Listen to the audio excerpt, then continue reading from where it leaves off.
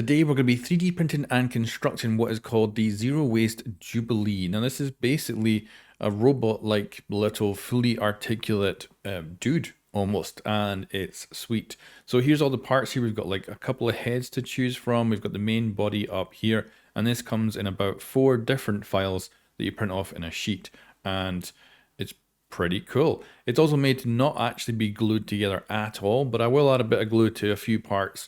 But for the most part, it actually needs no glue. So here's an example here. We've got the body, 2 separate parts, and then we've got these side pieces that go in and they just clip into place, and that's it. The body is now one solid piece. Really well designed here by the original designer, and of course there'll be a link in the description below so you can go download the original files and try it out yourself. I'm printing this off at 150%.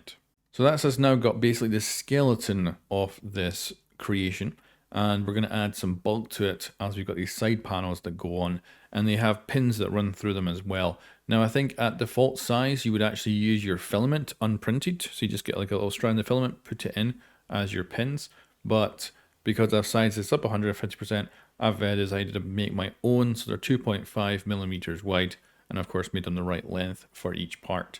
And we'll use them rather than what would have been used before. And I'm going to use a little bit of glue just to keep all this stuff nice and solid. Now, overall difficulty of this 3D print is that it was quite hard. I think if I was doing this on my Ender, I would have had an issue because the files are all kind of sheets of pieces rather than individual pieces. And I think I would have had a pain in the ass time doing that on the Ender. Whereas the K1, I was able to print them off without too much hassle. And I think also sizing them up made it a little bit easier as well. I think you would probably need adhesion on something like an Ender, which would result in a lot more cleanup on these parts. But thankfully I wasn't able to need any adhesion and resulted in a much cleaner build and an easier build overall. So not super hard or anything like that, but definitely I'd put this at medium difficulty if you want to make it yourself. And probably very good to actually assemble this with a kid as well. I think it's great. So we're now fitting all the pins in. I've added a bit of glue so that the whole thing should stay very solid. And if you were doing this with pins that were much more perfectly sized, like an actual tight fit, you definitely wouldn't need glue on this at all. And then of course you could actually take it apart as well if you wanted to. So yeah, I've decided to go with glue, but it is completely optional and it has been designed to not be glued together at all.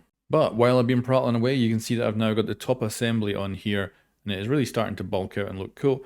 Now we're going to add in the bottom parts, and quite literally these are the bottom. This is the butt of the robot that we're building now. And then we're going to get to the most exciting part, which is actually to attach the legs and the arms, and they're ball joints, so they will need no glue whatsoever, and they're just going to snap on. But here we go, putting our last pins into the main body part, and that'll be us moving on to the limbs, and we'll be very close to actually getting this thing finished. And overall, assembles very, very well, and it looks brilliant. At this point, though, it doesn't look nothing like any kind of robot or anything like that. I think if you gave this to someone, they'd probably think, I don't know, some sort of car? Hover car, maybe? But here we go. So, the way these pieces are designed, they can go on these ball joints, but they have multiple pieces that can be attached to them. So I think what we want to do is actually get these on the ball joints first. You can see that they have the ability to flex with that cutout on one side. And the white piece goes on top, and I think that would kind of secure it. So I'm not going to glue it in first because I assume that it would be then less flexible. It does have the same joint kind of relieving area, but I want to put this on first, then glue the white piece on, with my idea being that it probably would be easier this way around. So getting the 2 legs on, and they snap on very satisfyingly. And they've also got a good range of movement here, so a lot of different poses you could potentially put this little robot in. And they also have a nice kind of restriction to it, so it does hold its position quite well when you decide to move it from one movement to the other.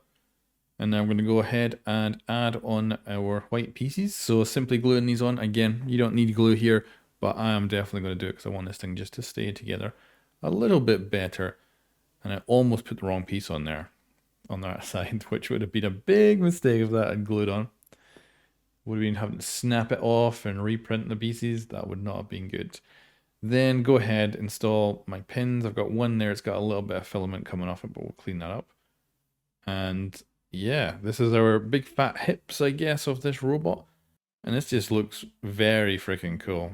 Again, it's not looking like a robot at this point. We're getting kind of spaceship vibes now, I think. These kind of look like some sort of thrusters on the back of it that would maneuver around in space. But no, this is going to end up being a little robot. And what I'm doing here is just fast forwarding through all this assembly. Very similar to what we had before. Add on our parts, add on our pins, and then we are done.